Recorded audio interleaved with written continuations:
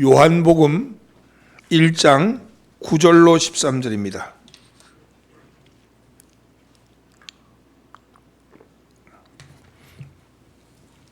요한복음 1장 9절로 13절을 한 목소리로 봉독합니다. 참빛 곧 세상에 와서 각 사람에게 비추는 빛이 있었나니 그가 세상에 계셨으며 세상은 그로 말미암아 지은 바 되었으되 세상이 그를 알지 못하였고 자기 땅에 오매 자기 백성이 영접하지 아니하였으나 영접하는 자 곧 그 이름을 믿는 자들에게는 하나님의 자녀가 되는 권세를 주셨으니 이는 혈통으로나 육정으로나 사람의 뜻으로 나지 아니하고 오직 하나님께로부터 난 자들이니라. 아멘. 옆에 있는 사람 인사 나누시죠. 당신은 하나님의 자녀입니다. 앞뒤로 인사하면서 은혜 받읍시다.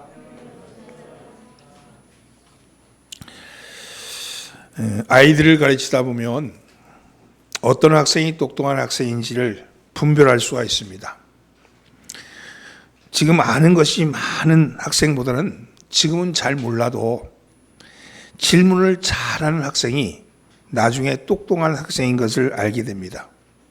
우리의 인생살이도 마찬가지입니다. 지금 많이 알고 있는 것보다 올바른 질문하는 사람이 나중에 깊이 있는 사람이 되는 것이죠. 우리는 인생을 살아가면서 수많은 물음과 질문 속에서 답을 찾기 위해서 살아갑니다. 또 답을 찾기 위해서 시간을 많이 보냅니다. 엄밀한 의미로 따지면 얼마나 많은 답을 찾았느냐가 그 사람의 평가가 삶의 평가가 되지요.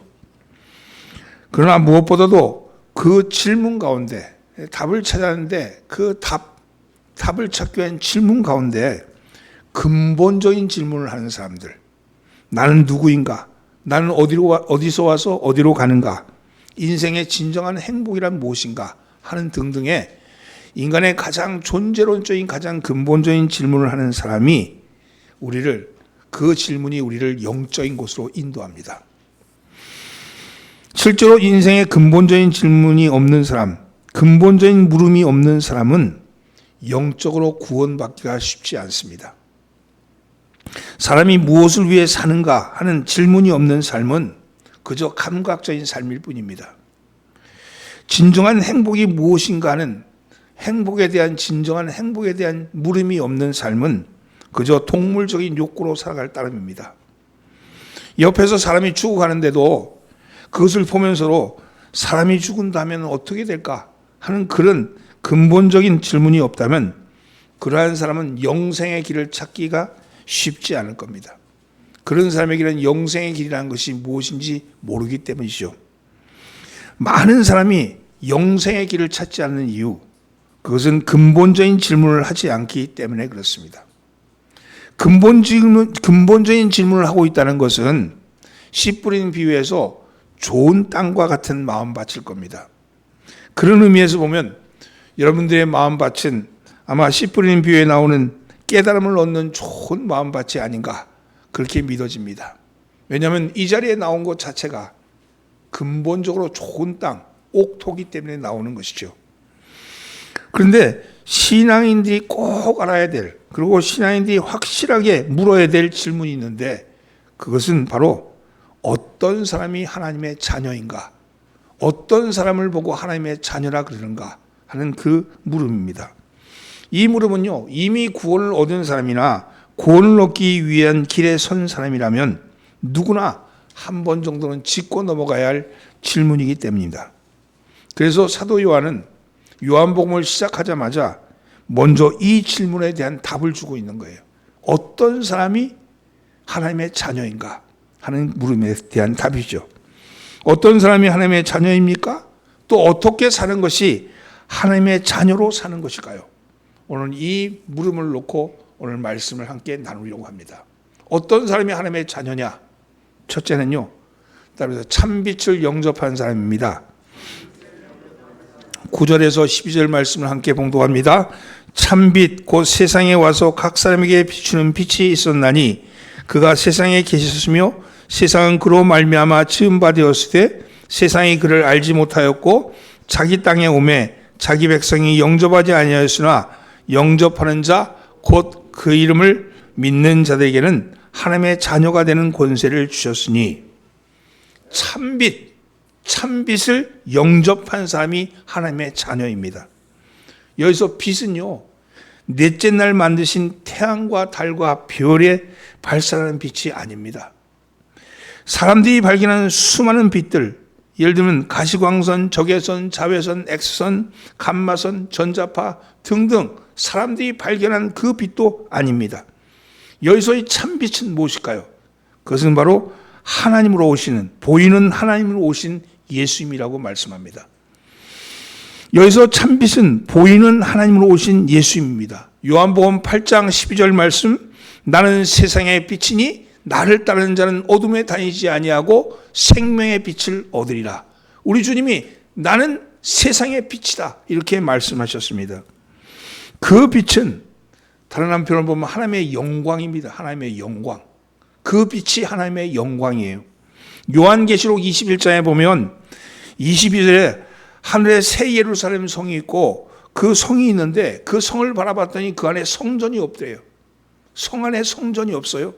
왜냐하면 그것은, 그 성전은 전능하신 하나님과 어린 양이 바로 성전이기 때문에 그렇다. 이렇게 말씀하고 난 다음에 23절에 보니까 그 성은 해나 달의 비침이 쓸데없으니 이는 하나님의 영광이 비치고 어린 양이 그 등불이 되심이라. 이렇게 말씀합니다. 거기는 햇빛도 필요 없고 달빛도 필요 없고 거기는 하나님의 영광의 빛이 그 안에 가득 차 있는 거예요. 그 빛입니다. 여러분, 하나님의 영광의 빛, 새 예루살렘 성을 밝히는 빛은 첫사람 아담이 범죄함으로 떠나버렸던 하나님의 영광, 그 생명의 참빛이 그곳을 비치고 있다. 이렇게 말씀합니다. 그 영광, 그 생명의 빛, 그 참빛이 세상에 왔습니다. 하나님의 영광을 떠나버림으로 인해서 하나님의 빛이 떠남으로 죽은 권세, 어둠이 가득 지배했던 이 땅, 죽음의 권세로 뒤덮여 있는 이 땅에 빛으로 오신 겁니다. 그러나 이 세상을 덮고 있는 죽음의 권세, 어둠의 눈이 멀어버린 사람들은 생명의 참빛을 깨닫지 못했습니다. 또한 세상 사람들은 빛보다 어둠을 더 사랑했기에 여러분 빛을 받아들이지도 않았습니다. 그러나 어둠이 아무리 빛을 감추려 해도, 받아들이지 않는다 해도 빛은 빛이지요. 감출 수가 없고 부정될 수가 없습니다. 빛은 어둠을 이기는 힘이기 때문입니다. 그래서 그 빛을 받아들이는 것, 그것이 바로 하나님의 자녀가 되는 길인 것이죠. 따라서 하나님의 자녀가 되는 길은 그 빛, 그 생명을 받아들이는 겁니다. 하나님의 자녀가 되는 것은 그 영광, 그 영광을 덧입는 겁니다. 여러분, 본문에 보면 받아들인다 하는 말을 영접한다 이렇게 말씀하고 있죠. 우리말 성경에 보면 똑같이 영접이라고 번역되어 있지만 원어에 보면 11절과 12절에 나오는 영접이 각각 다릅니다. 11절에 나오는 영접은 공식적인 환영을 뜻하는 파레람바노라는 그런 뜻을 가진 단어고요. 그리고 12절의 영접은 개인적인 환영을 뜻하는 에람바노라는 그런 단어입니다. 똑같이 영접이라고 번역되어 있는데 하나는 공식적인 영접을 할 때는 그때는 파렘바노라고 쓰고, 개인적으로 영접할 때는, 환영할 때는 그것은 에람바노라고 그렇게 쓰거든요. 영접이라는 단어가 두 가지인 거죠. 그런데 앞에 쪽에 있는 것, 받아들이지 않았다 할 때 그 영접은 공식적으로 받아들이지 않았다는 거예요. 공식적으로 거부했다는 겁니다. 하나님과의 관계가 공식적으로 이루어진 것은 없다는 거죠. 그러나 하나님은 우리의 깨어진 관계를 어떻게 하든지 회복시키고자 한 사람 한 사람이 영접하는, 그래서 각 사람이 받아들이는 에람바노 방식으로 오신다는 겁니다. 빛은 공식적으로 온 게 아니고, 공개적으로 온 게 아니고, 그래서 모든 사람이 알아진 게 아니고 개인적으로, 한 사람 한 사람의 개인적으로 영접된다고 말씀합니다. 예수님을 1대1로 만나는 거죠. 그분을 나의 구주로 받아들이는 겁니다. 여러분, 똑같은 곳에 하나님의 말씀이 선포되는데 어떤 사람은 받아들이고 어떤 사람은 받아들이지 않는 거예요. 이 가정에도 똑같이 말씀이 선포되는데 그 가정이 온전히 다 받아들이기도 하지만 어떤 사람은 안 받아들인가. 공식적으로 공개적으로 받아들이지 않는다는 거예요. 한 개인이 나의 구주, 나의 생명, 나의 구세주로 받아들이는 것이죠. 사랑하는 성도들은 여러분들도 그러할 겁니다. 여러분들도 주님을 개인적으로 주님을 1대1로 만나셨을 겁니다. 우리 주님은 우리 개인에게 나의 주, 나의 그리스도라고 고백받기를 원하십니다. 여러분, 근데 이 영접이라는 것이 예전에 한 번 영접했기 때문에 다 지금 계속되는 거냐? 그것은 아닙니다. 왜냐하면 영접이라는 단어는 곧 그 이름을 믿는 것이다 이렇게 말씀했는데, 여기 믿는다는 것, 그 이름을 믿는다 해서 믿는다는 단어의 시제가 피시투신이라고 현재 분사형입니다. 현재 분사형은 어느 시점에서 계속 되는 거예요. 그러니까 믿는다는 거는 그냥 한순간 믿었다 그게 아니고요. 그 믿음이 계속 되는 거예요. 영접한다는 단어도 계속 되는 거죠. 한번 이렇게 맞아들이고 그냥 그 다음에 이게 아니고 보내는 게 아니고 한번 받아들이면 그 속에 와서 주인으로 거주하시는 거예요. 여러분, 손님으로 맞아들이는 게 아니고 나의 주인으로 받아들이는 거고 나의 주인이 되는 겁니다. 여러분, 믿음이라는 건요, 나의 주인으로 그분을 받아들이는 거예요. 언제까지? 죽을 때까지, 이 땅에 생명이 다할 때까지 우리의 주인이 되신다는 겁니다. 여러분, 그러면 이 믿는다는 말은 무슨 뜻일까요? 믿는다는 것은 어떤 것일까요? 교회 다니는 것? 예, 맞습니다. 그러나 그 이상입니다. 주일 성수한다는 것? 그렇습니다. 그러나 그 이상입니다. 여러분, 11조 한다는 것? 맞습니다. 그러나 그것 이상입니다. 교회를 다니는 것은 필수적이지만 그것만으로는 부족합니다. 여러분, 11조 하는 것, 그것도 필수적이지만 그것만으로도 부족합니다. 주일 성수하는 것, 그것도 필수적인 일이지만 그것만으로는 부족하다는 거예요. 여러분, 모든 것을 예수의 이름으로 하는 것이 그분을 믿는 겁니다. 나의 모든 것을 예수님의 이름으로 하는 것, 나의 주인으로 모셔드리는 것, 나의 주인이 되심을 인정하는 것, 그것이 예수를 믿는다는 겁니다. 기도할 때만 뻔질나게 예수의 이름을 찾고 보통 때는 잊고 지내는 그것이 아니라, 여러분, 그것은 제대로 믿는 것이 아니라 나의 모든 것, 무엇을 하든지 말에나 일에나 다 주 예수 이름으로 하고, 그렇게 바울은 골로새서 3장 17절에서 그렇게 말씀합니다. 또 무엇을 하든지 말에나 일에나 다 주 예수 이름으로 하고, 다시 말하면요, 예수님 중심으로 사는 겁니다. 내가 중심이 아니고 예수님이 중심이 되는 거예요. 예수님이 책임지신 중심이 되는 거예요. 내가 중심이 아니고 예수님이 중심입니다. 주인이 바뀐 거예요. 그분이 오셔서 영접한다는 것은 그분을 나의 중심의 자리에다가 내어드리는 거예요. 그래서 그분이 나의 주인이 되시는 거죠. 무엇을 영접했다고 그랬어요? 참빛이죠. 참빛. 본문에는 그냥 빛이라 하지 않고 참빛이라고 표현했습니다. 참빛이란 말은요, 스스로 빛이라고 주장하는 가짜 빛들이 많은데 그 가짜 빛이 아니라 진짜 빛이라고 그렇게 말씀하죠. 주석가 바클레이가 쓴 예화집에는 이런 얘기가 나왔어요. 네 사람의 랍비가 합심해서 기도를 했어요. 근데 기도의 제목은 하나님을 경험하게 해주옵소서. 이게 기도의 제목이었습니다. 근데 한꺼번에 정말 네 사람이 하나님을 경험하는 그런 체험을 했습니다. 벤 아자만 랍비는 하나님을 만나자마자 죽고 말았습니다. 벤 소마 랍비는 하나님을 만나자마자 미쳐버렸습니다. 랍비 아헬은요, 하나님을 만나는 경험을 하고는 교만해져서 이단이 되고 말았습니다.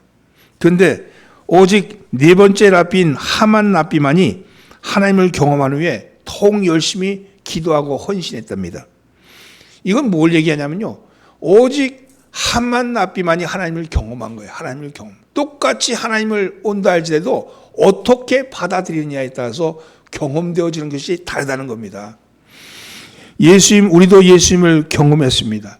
우리는 예수님이 참빛인 것을 고백했습니다. 예수님만이 참빛이라고 말씀합니다. 요한복음 8장 12절 말씀, 나는 세상의 빛이니 나를 따르는 자는 어둠에 다니지 아니하고 생명의 빛을 얻으리라, 이렇게 말씀하셨습니다. 따라서 영접한다는 것은요, 내 영혼의 주인이 예수님인 것을 인정하는 거예요. 내 영혼의 주인, 내 삶의 주인, 내 몸의 주인이 예수님인 것을 인정하는 거죠. 따라서 참빛을 받아들인다는 것은 참빛이라는 데서 참에는 두 가지 뜻이 있어요. 하나는 불완전하지 않고 온전하다는 겁니다. 두 번째는 거짓되지 않고 진실하다는 겁니다. 예수님만이 온전한 빛이고 진실한 빛이라는 것이에요. 내 안에 참빛인 예수님, 그 보이지 않는 하나님이 보이는 하나님으로 오셨고, 그 보이지 않는 하나님, 보이는 하나님이 다시 승천하시고 보이지 않는 하나님으로 성령님은 우리 가운데 오셨잖아요. 그런데 왜 예수님이 나의 주인이라고 고백할까요? 성령님이 아니라 예수님이 나의 주인이라고 고백할까요? 그러면서 예수님이 참빛이고 그것이 내 속에 들어와 계시다, 이렇게 말씀한 이유가 무엇일까요? 사랑하는 성도 여러분, 여러분이 빛을 영접했으면요, 그 빛을 발하라 그랬어요. 이사야서 말씀에 이렇게 되어 있어요. 일어나 빛을 발하라. 이는 내 빛이 이르렀고 하나님의 영광이 내 위에 임하였습니다. 빛이 임했다면 빛을 발하라는 거잖아요. 그런데 왜 예수님이 나의 주인일까 하는 거예요. 빛을 발한다는 건요, 내 속에 뭐가 있어? 내가 있는 게 아니고 어둠이 있는 게 아니고 빛이 있잖아요. 빛이 있다면 예수님이 빛이죠. 그 빛이 내 속에 있다면 그것을 발하라는 것은 드러내라는 거잖아요. 드러내는 걸 뭘 드러내느냐? 예수님이 살면서 보여주신 삶의 모범을 드러내라는 거예요. 여러분, 예수님이 이 땅에 오셔서 선포하셨던 그 가르침을 드러내라는 거예요. 그걸 드러내는 것은 어떤 일이냐면요, 어떤 일을 만나고 어떤 일을 행할 때 이렇게 물어야 된다는 거예요. 예수님이라면 어떻게 하실지? 예수님이라면 어떻게 하실지? 내가 하는 게 아니고 예수님이 드러나는 거예요. 성령님은요, 도우시는 분이시죠. 우리의 그것을 본체로 드러내는 것은요, 예수님이 보여주신 삶의 모범이거든요. 그리고 그분이 보여주신 모범을 내 삶 속에 구체적으로 드러내는 거죠. 어떤 일을 만나면 하나님의 영광을 위해서는 어떻게 해야 하지? 이렇게 묻는 거예요. 아버지의 영광을 위해서 내가 이 순간 무엇을 해야 되지? 이렇게 물음으로 인해서 예수 그리스도의 빛이 드러나게 된다는 겁니다. 참빛이 나에게 오셨다면, 복음이 나한테 오셨다면 그 복음이 내 몸에, 내 삶에 각인되어 있는 거죠. 그분이 사는 거예요. 여러분, 어떤 일을 만나면 내가 어떻게 해야지? 내가 어떻게 해야지? 그게 아니고요, 예수님이라면 어떻게 하셨겠지? 예수님이라면 이 순간 어떻게 하셨겠지? 이렇게 묻는 거예요. 지난 우리 새벽기도 때 말씀을 드렸는데 이런 거예요. 누가 와서, 거지가 와서 구걸을 해요. 한 푼 줍시오. 저 한번 도와주십시오. 그러면 그 순간 물어야 되겠죠. 예수님이라면 어떻게 하셨지? 그랬더니 예수님이, 야, 네 주머니 거 틀어서 줘라, 이렇게 얘기했어요. 그러면 그렇게 해야지. 근데 또 물었는, 또 만났어. 예수님이라면 어떻게 하셨겠지? 그랬더니 예수님이 야단쳐서 내쫓아라, 이렇게 얘기하시는 거야. 어? 그럼 어떻게 해야 돼? 야단쳐서 내쫓아야지. 여러분, 상황이라 그래서 똑같은 상황이라서 똑같은 말씀이 오는 게 아니라는 거예요. 똑같은 상황이라서 똑같이 오지 않으신다고요. 야단쳐서 내쫓으라, 이렇게 말씀하시는데 그 말씀대로 따라하는 거야. 내 생각으로는 이렇게 해야지 저렇게 해야지, 도덕적 판단이나 내가 가진 사회 통념이나 이걸로 하는 것이 아니라 주님이 내 삶 속에 드러내는 것, 쫓아내는 것도 주의 일이고요, 주는 것도 주의 일이고요, 야단치는 것도 주의 일이고요, 주님의 일을 하라는 거예요. 여러분, 우리가 도덕론자가 되거나 혹은 우리가 윤리론자가 되는 건 아닙니다. 예수 믿는 것은요, 철저하게 하나님의 영광을 드러내는 일, 그러기 위해서는 어떻게 해야 돼요? 하나님과 늘, 하나님이 내 속에 주인이 되셔야 됩니다. 내가 주인이 아니라, 내 욕구가 주인이 아니라 내 하나님이 주인이 될 때 참빛이 드러나는 거예요. 일어나 빛을 발하라, 이렇게 말씀하실 때 이 빛은 누구의 빛입니까? 예수 그리스도의 빛입니다. 예수 그리스도의 삶에 보여주신 모범과 그분의 가르침이 빛이 되어서 내 삶 속에 드러나게 될 때, 그때 하나님의 영광이 드러나는 거죠. 여러분, 선교사님들이요, 선교지에 가가지고 전도지 갖고 전도지 뿌리는 게 선교사 아닙니다. 그러면요, 그 선교사에 쫓겨나요, 금방.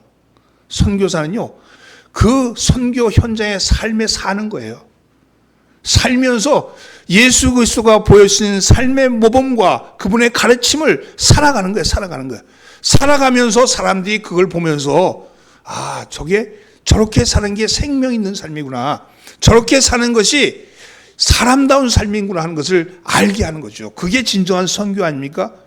이제까지 우리에게 보여줬던 우리의 앞서간 선교사들, 우리의 앞서간 서인들이 보였던 것은 그것은 나가서 마이크 들고 스피커 들고 나가서 예수 믿으시오, 천당 가시오 이렇게 한 게 아니었고 삶의 모범으로 보였던 그들의 삶의 모범이 빛이 되어서 이 땅에 이 어두컴컴한 조국에 여러분 빛이 되어서 이 나라가 이만큼 된 거 아니겠습니까? 오늘 여러분 빛을 발하시는 여러분 되기를 주의 이름으로 축원합니다. 두 번째는요, 하나님의 자녀가 되는 것은요, 하나님의 권세를 가진 사람입니다. 따라서 하나님의 권세를 가진 사람입니다. 12절 말씀을 함께 봉독합니다. 영접하는 자 곧 그 이름을 믿는 자들에게는 하나님의 자녀가 되는 권세를 주셨으니, 성경은요 하나님이 우리의 아버지라고 그렇게 얘기했습니다. 오늘 말씀에 예수님의 이름을 믿는 사람에게는 하나님의 자녀가 되는 권세를 주셨다 이렇게 말씀합니다. 여러분, 내가 누구의 자녀로 태어나냐에 따라서, 어떤 부모가 내 부모냐에 따라서 내 인생이 달라지고 온갖 특권이 달라지는 그런 세대입니다. 여러분, 그런데 우리는 누구의 자녀로 태어났냐면 온갖 권세와 능력을 다 쥐고 계신 하나님의 자녀라는 거예요. 동시에 우리에게 세상에서 가장 복된 하나님의 자녀로서의 특권도 주셨다고 말씀합니다. 로마서 8장 14절 말씀, 무릇 하나님의 영으로 인도함을 받는 사람은 곧 하나님의 아들이다 이렇게 말씀합니다. 여러분, 하나님의 영으로 인도함을 받으면 하나님의 자녀라고 말합니다. 그러면 예수님도 하나님의 아들이고 나도 하나님의 아들이면 다 같은 하나님의 아들일까요? 여러분, 다릅니다. 예수님은 누구예요? 하나님의 창조주세요. 여기서 아들이라는 것은요, 형상이라는 뜻이거든요. 그러니까 예수님은 창조주시고 우리는 피조물입니다. 예수님은 굳이 말하면 친자고 우리는 양자입니다. 그러나 친자나 양자나 차이는 혈통이 다를 뿐이지만 권리는 같습니다. 고난은 같습니다. 따라서 하나님의 자녀된 우리는 하나님이 부여한 고난은 가지고 있다는 거예요. 동일한 본질은 아니지만 우리는 양자 되었다고 말씀했잖아요. 그래서 그럼 그 권세가 뭐냐? 첫째는요, 호칭권입니다. 호칭, 내가 부를 수 있는 고난이죠. 아버지라고 부를 수 있는 권세입니다. 홍길동이 자기 아버지를 자기 아버지라고 부르지 못한 건 달리 우리는 아버지라고 부를 수 있는 권세가 있는 거예요. 로마서 8장 15절 말씀, 너희는 다시 무서워하는 종의 영을 받지 아니하였고 양자의 영을 받았으므로 아바 아버지라고 부르짖느니라 이렇게 말씀하잖아요. 자녀에게 주어진 권세는 하나님을 아버지라고 부를 수 있는 권세를 주셨다는 거예요. 그건 친밀감이죠. 교제죠. 여러분, 그건 하나됨이죠. 여러분, 내가 주인님이 아니라 아버지라고 부르는 건 이미 틀린 거잖아요. 관계가 벌써 다른 관계잖아요. 우리는 자녀의 권세를 가지고 있습니다. 둘째는 상속권입니다. 로마서 8장 17절 말씀, 자녀이면 또한 상속자 곧 하나님의 상속자요 그리스도와 함께 상속자니 우리가 그와 함께 영광을 받기 위하여 고난도 함께 받아야 할 것이니라. 여러분, 우리에게 주어진 권세 중에 하나, 우리는 상속자가 되는 겁니다. 상속자는 아무나 주는 것이 아니죠. 본래 아버지의 아들로 태어난 친아들에게만 상속권이 주어지지만 양자된 우리에게도 아버지의 상속권을 주신 거예요. 이것은 무엇을 상속한다는 것일까? 그것은요, 영광입니다. 하나님의 영광, 영생입니다. 여러분, 하나님의 영광과 영생인데, 왜냐하면 에덴 동산에서 범죄하고 난 후에 하나님께서 이들도 생명나무를 먹으면 우리와 같이 될까 하노라. 그래서 여러분 막아버렸잖아요. 생명나무가 있다고 그랬잖아요. 그 생명나무가 영생의 나무고 그것이 예수 그리스도고 그것이 영광이고 그것이 바로 우리가 상속받을 상속법이래요. 그러나 이 땅에서는 그것을 얻기 위해서는 고난 또한 우리가 상속받는다고 했어요. 고난도. 이 고난은 어떤 고난입니까? 여러분, 죽음을 넘어서서 생명으로 나가기 위한 고난이죠. 그 고난조차도 우리는 상속받는다고 그렇게 말합니다. 세 번째는요, 통치권입니다. 창세기 1장 28절에 보면 하나님께서는 당신의 형상대로 사람을 지으시고 그리고 축복하셨죠. 이렇게 말씀합니다. 하나님이 그들에게 이르시되 생육하고 번성하여 땅에 충만하라. 땅을 정복하라. 바다의 물고기와 하늘의 새와 땅에 움직이는 모든 생물을 다스리라. 여러분, 이 복이 왜 떠났습니까? 범죄함으로 떠나버렸잖아요. 눈에 보이는 것만 보니까 다스리는 권한이 떠나버린 거예요. 눈에 보이는 물질의 세계만 보니까 다스리는 권한, 눈에 보이지 않는 권한을 잃어버린 거 아닙니까? 또 예수님께서 마지막 말씀하실 때 마태복음 28장 18절에 보면 예수께 나와 말씀하여 이르시되 하늘과 땅의 모든 권세를 내게 주셨으니, 우리 주님이 모든 권세를 받으셨다 그랬어요. 그 받으신 그 권세를 우리에게도 주신 거예요. 우리가 하나님의 자녀가 됨으로 인해서 그 권세도 받았다는 겁니다. 오늘 여러분, 우리는 이 세상의 모든 것을 다스릴 수 있는 권세, 여러분 정복할 수 있는 권세, 여러분 섬길 수 있는 권세, 이 권세를 다 받은 겁니다. 하나님은 만물의 주관자요 통치자며 왕이십니다. 그리고 우리는 왕이신 하나님의 자녀들로 여러분 왕자요 공주들입니다. 그래서 하나님의 통치권을 물려받은 거예요. 그런데 여러분, 이 받은 권세를 사용하지 못하는 거예요. 어떤 내가 유튜브 보니까 어떤 노숙자가 가방을 잊어버렸는데 가방 안에 4억 5천만 원이 들어있대. 근데 찾았대. 내가 그 내용은 다 안 봤는데 거기 썸메일만 봤더니 그 사람에게 4억 5천만, 가방에 든 노숙자에게 들은 4억 5천만 원은 어떤 돈일까요? 쓸모없는 돈이지. 그 가방에 있으나 은행에 있으나 땅속에 있으나 그게 쓸 수 없다면 그게 무슨 의미가 있겠어요?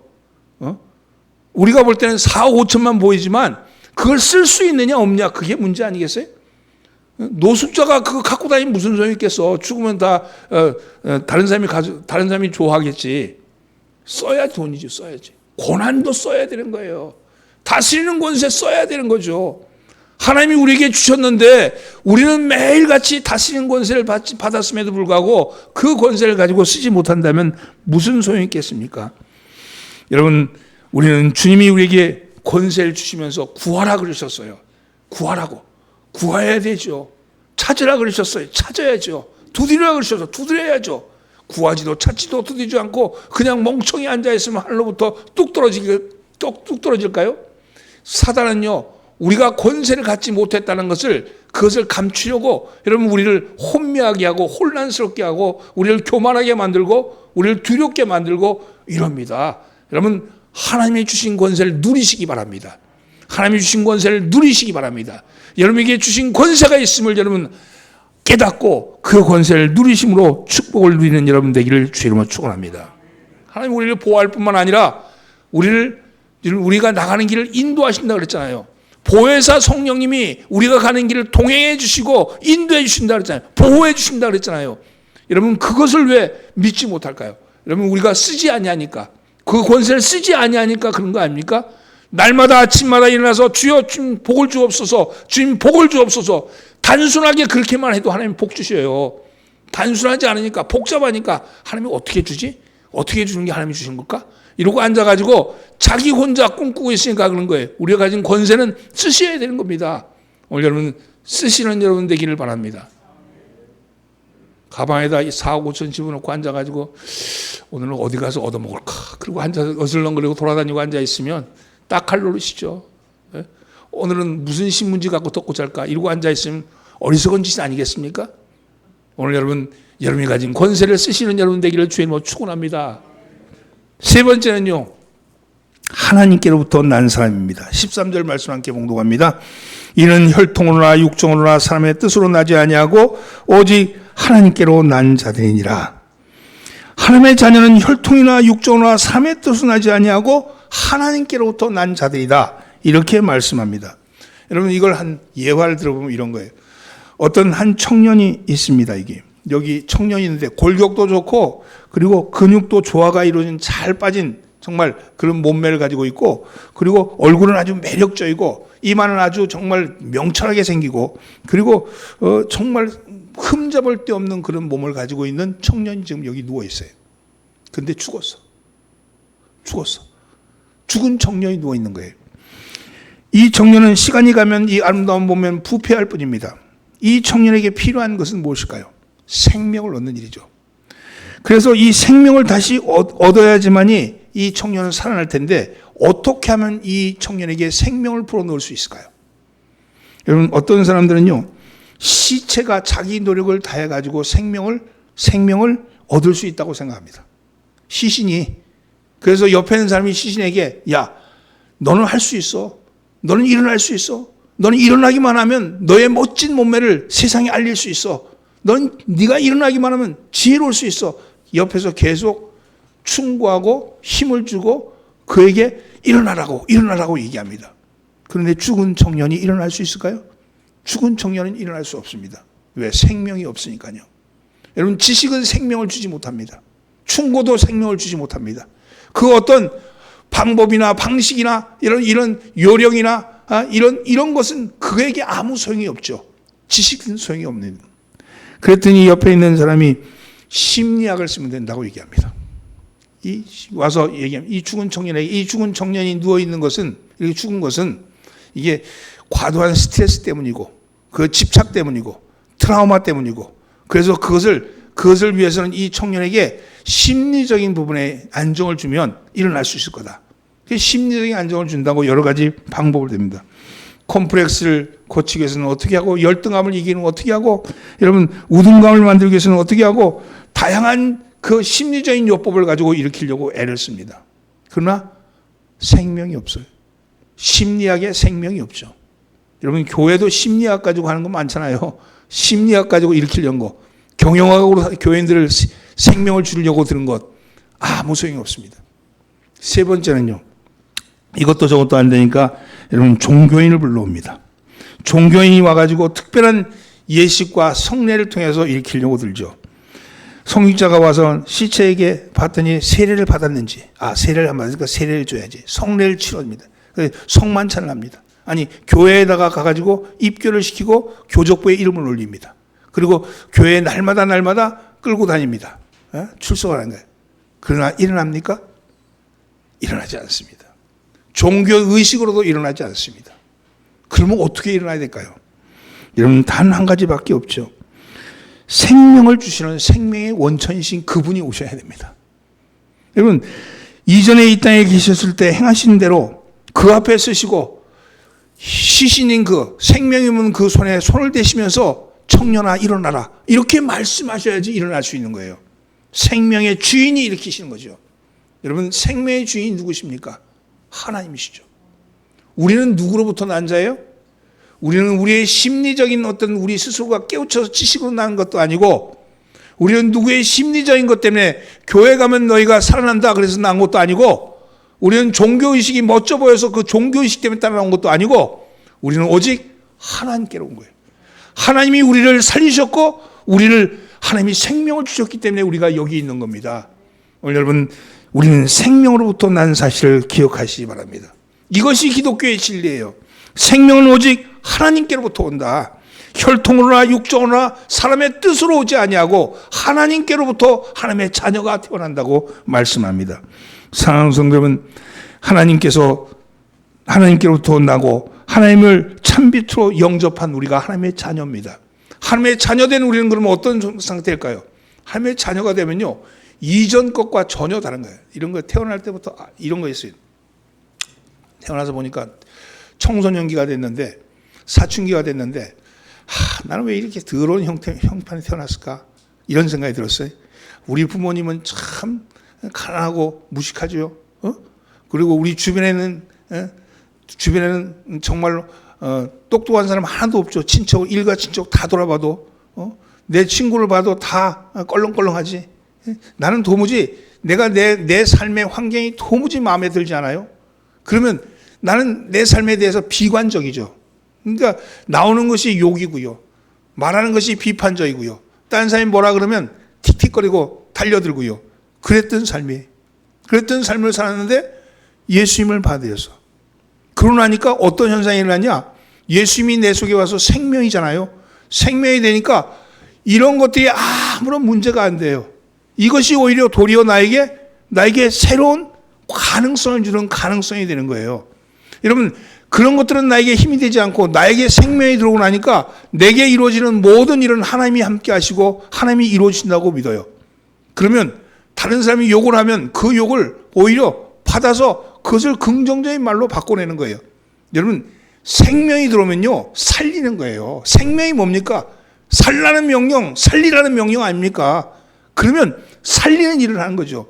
내 환경이 오히려 어렵고 힘들더라도 이 환경을 뒤집어서 살리는 일을 하는 거예요.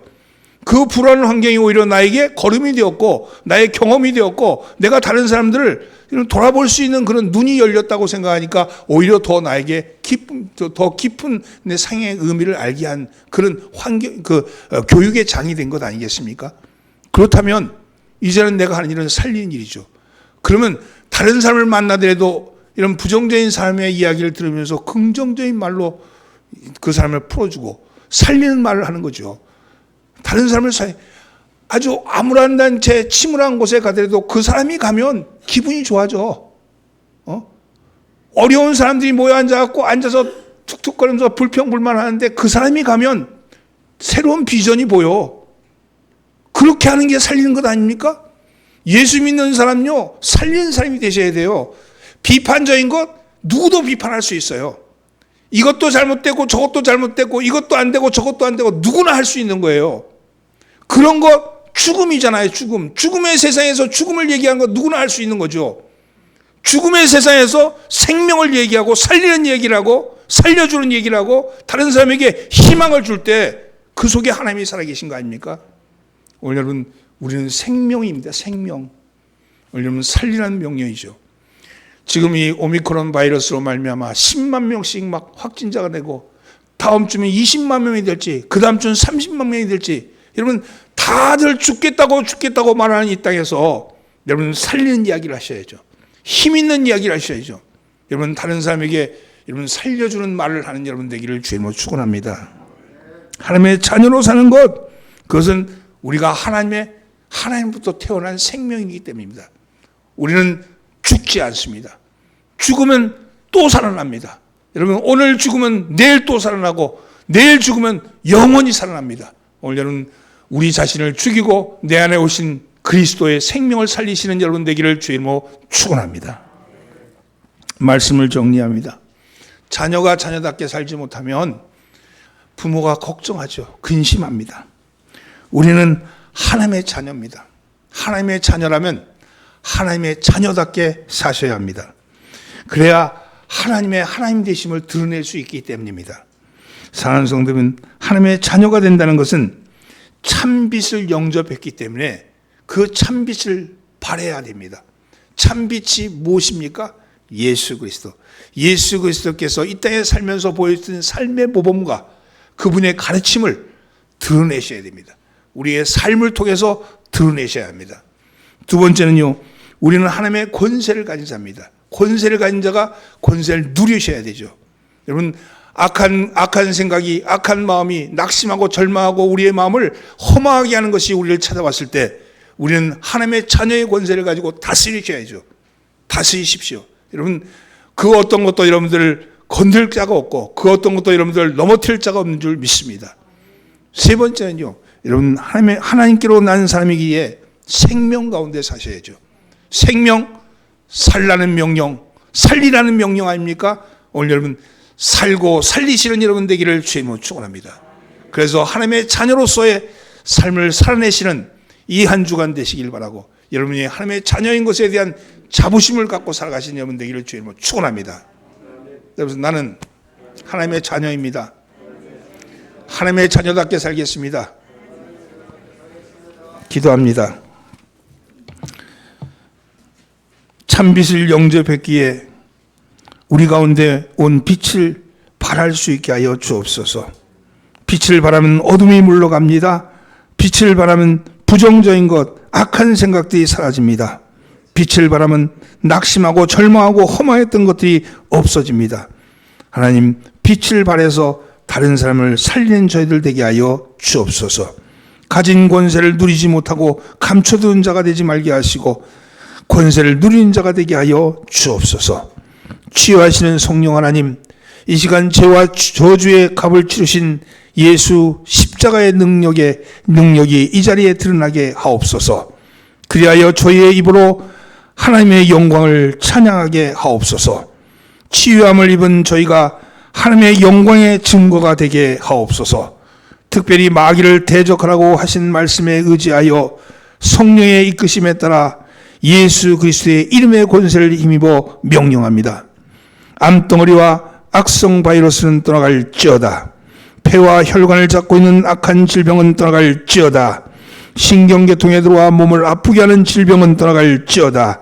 뼈와 관절을 지배하는 고약한 질병은 떠나갈지어다. 뇌와 골수를 흔드는 악한 병만은 떠나갈지어다.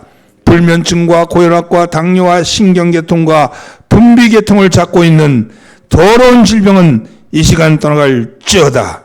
이 모든 말씀 우리를 구원하신 예수님의 이름으로 기도합니다. 아멘.